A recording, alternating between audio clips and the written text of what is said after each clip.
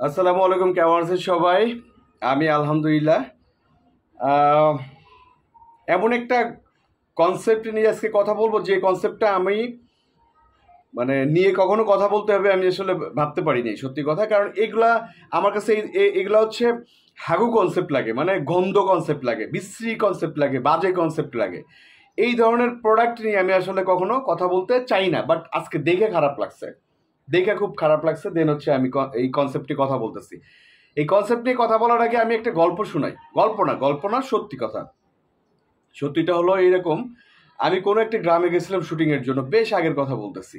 তো একটা সাজানো গোছানো কবর দেখে আমার পাশে যারা ছিল, কে কে ছিল আমার মনে নাই, বেশ আগের কথাই বলতেছি। ওদের বললাম যে এই কবরটা ওই গ্রামের মানে যেখানে যাই আমার কিছু ভক্ত সমর্থক জুটে যায়, কারণ মিশুক মানুষ, সবার সাথে মিশি খোলা মনে।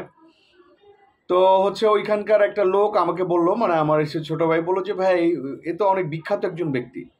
তাই আমি বললাম, বিখ্যাত ব্যক্তি?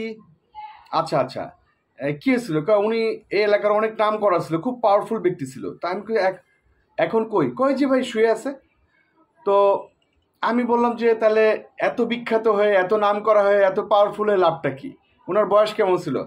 বয়স মধ্যবয়সী। মানে একটা মানুষ পরিপূর্ণ স্বাভাবিক অবস্থায়, অস্বাভাবিকভাবে তো যে কোনো সময় মারা যেতে পারে, আমি আপনি যে কেউ মারা যেতে পারি, কিন্তু স্বাভাবিক অবস্থায় 70+ হলে মানুষ মারা যায় বা এরকম। তো ওনার বয়সটা মাঝামাঝি ছিল, 40-45 ছিল মেবি।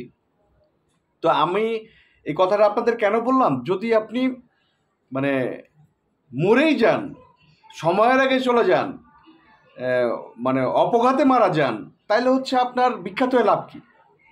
আমাদের এফডিসির 3-4 জন বিখ্যাত আছে, যাদের নাম আমি কখনোই মুখে নিই। যদি প্রয়োজন পড়ে নিব, কিন্তু আমার মনে হয় না প্রয়োজন পড়বে, কারণ আমি এদের কথা বলতে চাই না। আজকে যার কথা বলবো তার নামও জীবনে কখনো মুখে নিতে চাইনি, কিন্তু এই যে প্রয়োজনে মুখে নিচ্ছি। ঠিক তেমনি এফডিসির যে 2-3 জন, একজন প্রডিউসার, একজন ডিরেক্টর, আরেকজন হচ্ছে আর্টিস্ট, এই তিনজন লোক আপনারা চিনেন। এরা হচ্ছে আপনার, এটা কি বলে, ভাড় বলে, মানে ভাড় হচ্ছে, ভাড়টার শব্দটা অনেকে বুঝবেন না।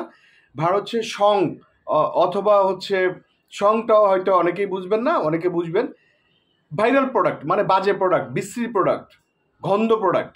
এই 3 জন লোক আমাদের এফডিসির। ঠিক আছে, আর্টিস্ট একজন, প্রডিউসার একজন, ডিরেক্টর একজন। সবগুলো এক্সপায়ার ডেট পার, শেষ। মনে করেন যে আগেই শেষ। এদের সাথে আমার কোনো কালেই কোনো কমিউনিকেট ছিলাম না আমি। এদের কোনো কাজের আশেপাশে যাইতে চাই নাই, যাওয়ার চেষ্টা করি নেই। এরা ডাকছে, আমি যাইনি।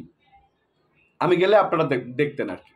তো যে জিনিসটা বলি, এফডিসির এই ভাইরাল কনসেপ্টগুলো বা পচা কনসেপ্টগুলোর সাথে ব্যাপারে কোনো সময় কথা বলতে চাইনি। বাট আজকে যে কনসেপ্টটা বলতেছি, যে পার্সনের কথা বলতেছি, এরও আমি ওই গ্রুপের সদস্যই ধরি। ওই যে একটা গল্প বললাম না, যে খুব বিখ্যাত লোক ছিল কিন্তু মরে গেছে, ভাই খুব বিখ্যাত হয়ে লাভ হইলো কি? ওই যে মারা গেছে। তো আজকে এই বেচারার প্রতি আমার অনেক মায়া জন্মাইছে, এই জন্য আমি কথা বলতেছি। স্বঘোষিত হিরো, হিরো আলম। আমি একটা কথা বলি ভাই, কোনো মানুষকে অসুস্থ বলা ঠিক না। অসুস্থ বললে সেটা দৃষ্টিকটু লাগে, বাট কিছু কিছু মানুষ তার কার্যকলাপ দিয়ে অসুস্থতা প্রমাণ করে। তার ভিতরে আমি এই এই ছেলেটাকে ধরি, হিরো আলম। মানে ও নিজেই রাখছে হিরো আলম। ঠিক আছে, তো হচ্ছে এই তথাকথিত মানে হিরো, মানে নিজের নাম নিজেই রাখছে হিরো। সে কিন্তু, তাকে আপনার কেউ অসুস্থ বলবেন না, সুস্থ ভাবতে হবে। কারণ ও যদি অসুস্থ হতো তাহলে হাগু আলম রাখতো। ও কিন্তু হাগু আলম রাখে নাই ওর নাম রাখছে কিন্তু হিরো আলম। এই জন্য বুঝতে হবে যে আমি, আপনি বা অন্য অনেকে যদি এই ভাইরাল কনসেপ্টগুলোকে অসুস্থ ভাবি, তাহলে ভুল করব। কারণ অসুস্থ হলে তো তারা নামের আগে হাগু লাগাইতো, হিরো লাগাইতো না। তার মানে সুস্থ। আর সে যদি কিছু করে খেতে পারে, সে যদি বউ বাচ্চা নিয়ে ভালো থাকতে পারে, তার মানে সে অসুস্থ না, সুস্থ। এই সুস্থ মানুষটাকে নিয়ে জাস্ট একটা মিনিট কথা বলতেছি। সেটা হলো, আজকে দেখলাম সম্ভবত বগুড়ায় ওর বাড়ি। ওর ব্যাপারে আমার কখনোই কোনো মাথা ব্যথা নেই। আমি আমার ওয়ালে, আমার পেজে, আমার কোনো জায়গায় কখনোই কোনো ব্যাপারে কথা বলি না। আজকে জাস্ট বলতেছি, সেটা হচ্ছে যে তারা মারছে, দেখলাম ভীষণভাবে মারছে। এবং এই প্রথম তার জন্য আমার মায়া লাগছে, যে একটা মানুষ, যাই হোক, এইভাবে একটা মানুষকে একটা মানুষ মারবে। অপরাধ বিএনপির তারেক সাহেবের নামে হচ্ছে বাজে কথা বলছে, এই জন্য মারছে। আমি আসলে জানি না কোনো কথা বলছে কিনা, যদি বলে থাকে সেটা আলাদা ব্যাপার, কিন্তু আমি তাকে বেগম খালেদা জিয়ার নামে তাকে আমি বাজে কথা বলতে শুনছি। সে একটা পর্যায়ে মানুষ যখন সেন্সলেস হয়ে যায় বা তার ব্রেনে কাজ করে না,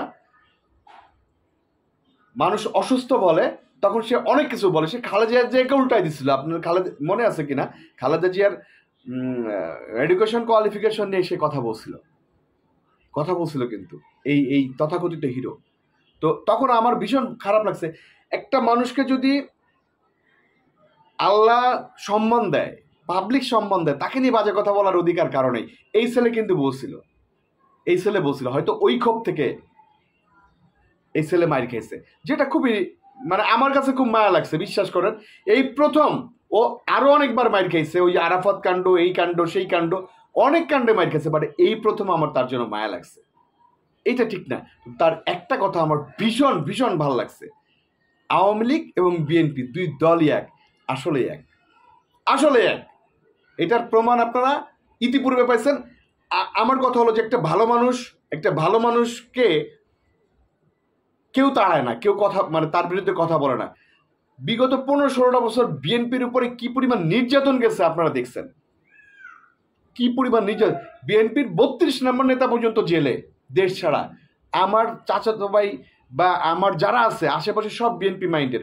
আমি কোন মাইন্ডের সেটা আমি জানি, আমি প্রকাশ করব না, কারণ আমি একজন শিল্পী। তাদের দেখছি যে কি পরিমাণ হয়রানি, পুরো রাস্তায় নামাই দিচ্ছে, বিনা কারণে নামাই দিচ্ছে, শুধু নামাই দিচ্ছে, খালি নামাই দিচ্ছে। কোনো না কোনো কারণ তো ছিল। আজকে বাংলাদেশের ইতিহাসে এমন একটা ঘটনা ঘটছে, এই আওয়ামী লীগের পুরা প্রত্যেকটা লোক পালানো, প্রত্যেকটা লোক করাপ্টেড, প্রত্যেকটা লোক হচ্ছে মানে বাংলাদেশের টাকা মেরে খাইছে, হাজার কোটি টাকা মেরে খাইছে। এই ব্যাপারে আমি একটা কন্টেন্ট করব। তো এরাও পালানো কেন? ওই তাহলে দুই গ্রুপই কিন্তু এক। হিরো আলম একটা কথা বলছে, তথাকথিত হিরো, আমি তাকে জীবনে হিরো বলবো না,